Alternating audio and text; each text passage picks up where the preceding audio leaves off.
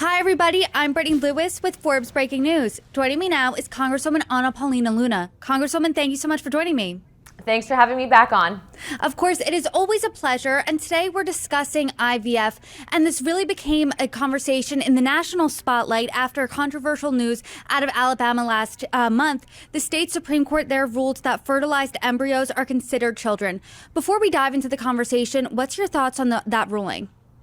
I've always said that it should be up to the states to decide, especially on those rules. I do support that Roe v. Wade was overturned.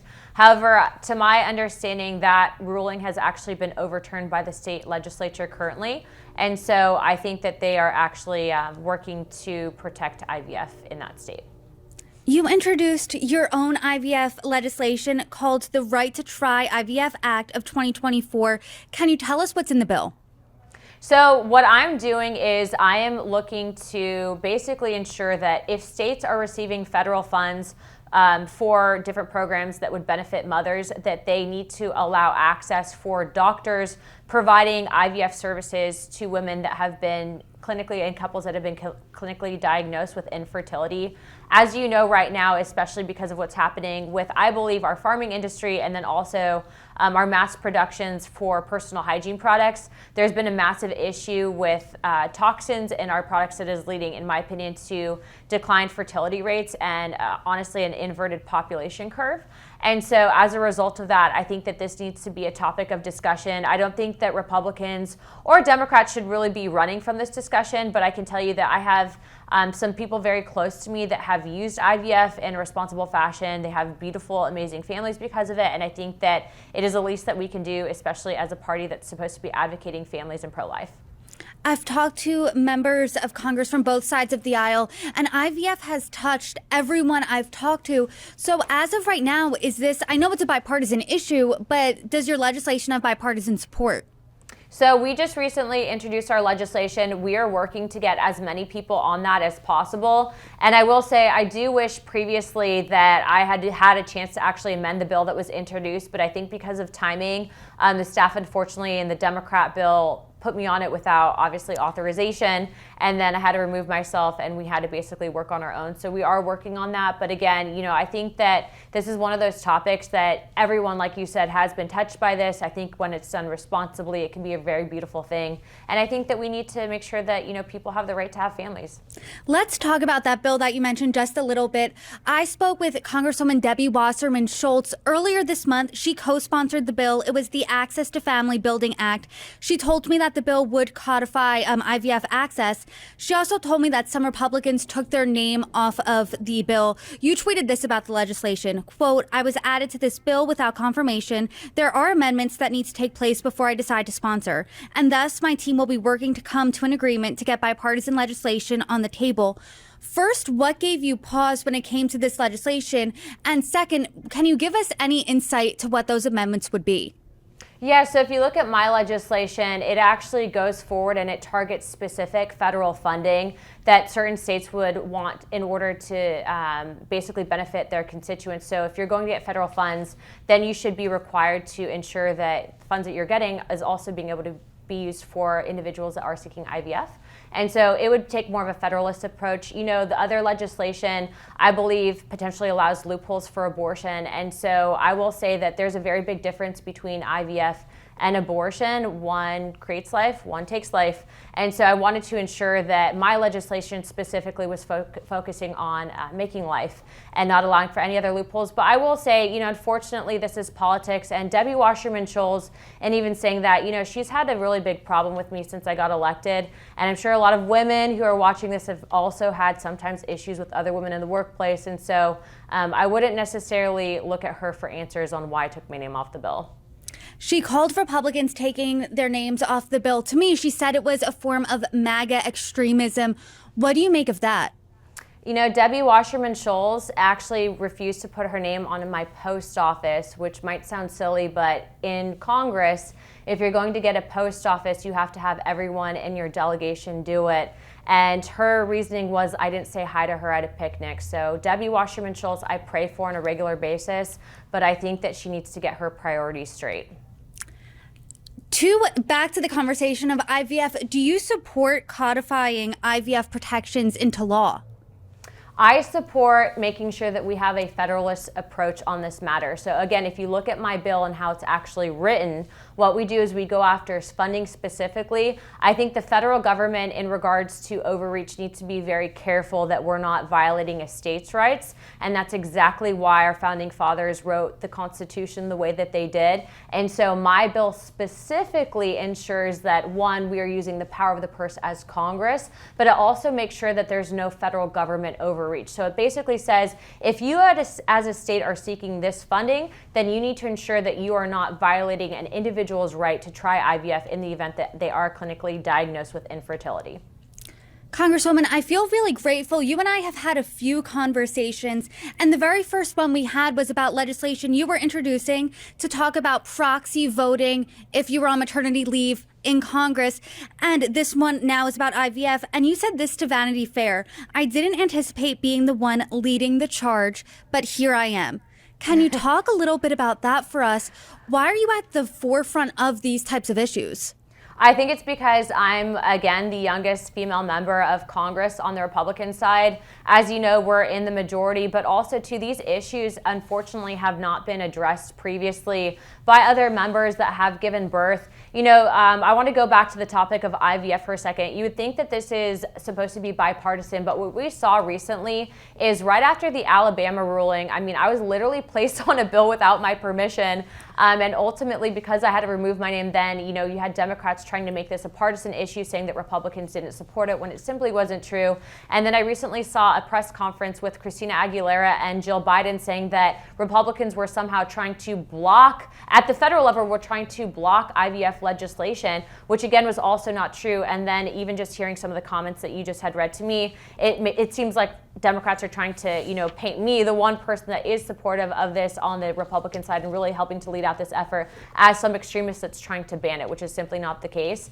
So I think that, you know, I have been, in a sense, kind of thrust into this position, which I don't mind, and I don't mind having those hard conversations. But again, previously, you know, childbirth in Washington, D.C. is not common. I think I stated to you on a previous interview that, you know, I'm, 0.01% of the members that have ever given birth. And so I would hope that those same people that are voicing how supportive they are on IVF would not make it partisan, and I would gladly have them on both my vote by proxy bill and also my IVF bill. But if you look at the names of the people that say one thing, and if they're willing to actually put their money where their mouth is, you can see and make those answers yourself. I want to talk about the logistics here a little bit. When you say that you were added to this bill without confirmation, what does that mean, and how common is that?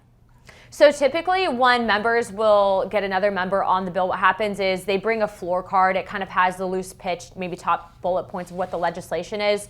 And then the member will say, you know, I'll look at it more. I'm going to bring it back to my staff. In this current event with what's happened with the IVF bill, you know, I was approached on the floor. The Democrats know that I've co-sponsored previous IVF legislation. So I'm kind of one of the few Republicans that will actually help to champion a bill like that. You know, there are many people that support it, but they don't want to be the ones taking charge on it. So they came to me, talked to me about it. I said, you know, let me take a look at it. Okay, fine. But because of what happened with the ruling, I think the staff in the other office added me to it, and then they pushed it forward to say, hey, look, we have a IVF bipartisan piece of legislation. And as you guys know, there were some things that brought me some concern. And so we wanted to remove ourselves, and then they try to say that I was not IVF when pro IVF when I am. And so that's why you kind of saw that happen. So to answer your question, basically in short, it is not common for someone to be added without their permission. But unfortunately, in this circumstance, I was. When you say many support it, but few take charge, why do you think that is? I think that a lot of people don't want to get involved in this discussion of what constitutes life, if IVF is considered abortion. What is IVF? It's a topic that, unless you really, I think, have a strong biology background, a strong science background, I think it can be confusing to some. And so that's why I say that when IVF is done in a responsible fashion, I don't know if you guys remember that story of Octomom a few years back, but I remember the story, and there's a reason why it's not common practice now for doctors to do that. It can put the mother and the children at risk. And also this concept of, you know, what happens with the frozen embryos. There's a massive discussion that I think with current science needs to be had. But I think that when it's done again, in a very responsible fashion. You have clinical diagnosis under doctor supervision. You could even do a one embryo, one fertilization transfer. That's something that hasn't been discussed before, but people don't want to have that conversation because they don't want to get hit from their side. They don't want to get hit from other sides. But, I've had awkward discussions before, and so I don't shy away from it. Abortion, reproductive freedoms are a third rail issue almost in this country. They're extremely political. And I do want to talk about reproductive rights a little bit more broadly.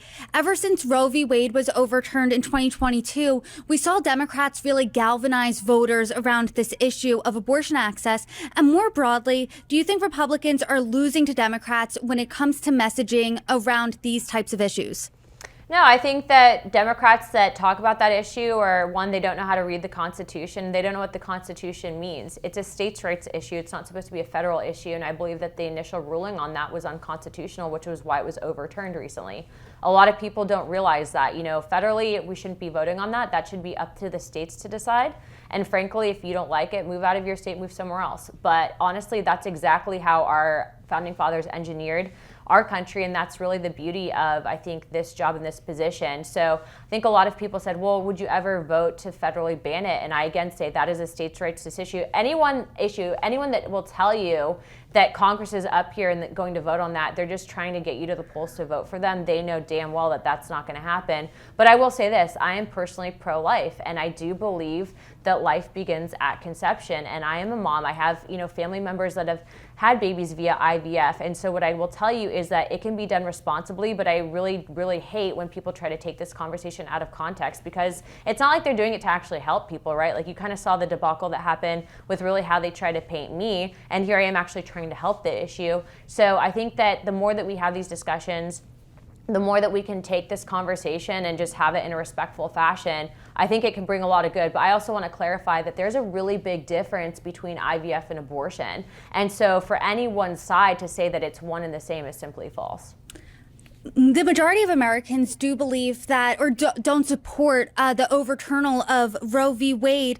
And I am curious, do you think that Republicans need to come to more of a consensus when it comes to this topic? Because we've seen some say there should be a ban after 6 weeks. Donald Trump, in an interview this past weekend, said that he wasn't completely opposed to the idea of 16 weeks, but he didn't say that that was going to be for certain. But do you think that there needs to be more consensus from your party?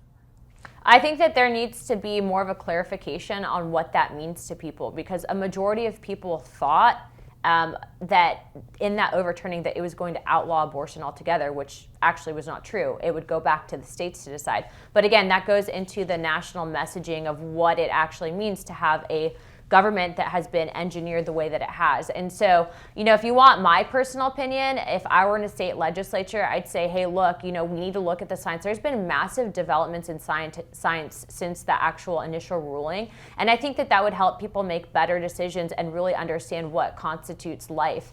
My personal belief and perspective is I actually really came to my conclusion on my opinion on this matter after a developmental biology course where I actually went and I actually had to cut the limb off of a developing chicken. And I saw what happened when I had the scalpel underneath that microscope. And so we can get into my personal beliefs, but look, I'm federally legislating. I'm not at the state level. So my state of Florida, I support their decisions, but I can tell you that in the federal government, that's not something that we are addressing. And so there is a lot of clarification. But again, in this business, what I found is people do things because they want power. They do things without the intention of actually understanding how that's going to affect people. They simply just want to get reelected. And I'm not going to play that game. Do you think then, to that point, there's anything missing from the national conversation when it comes to IVF?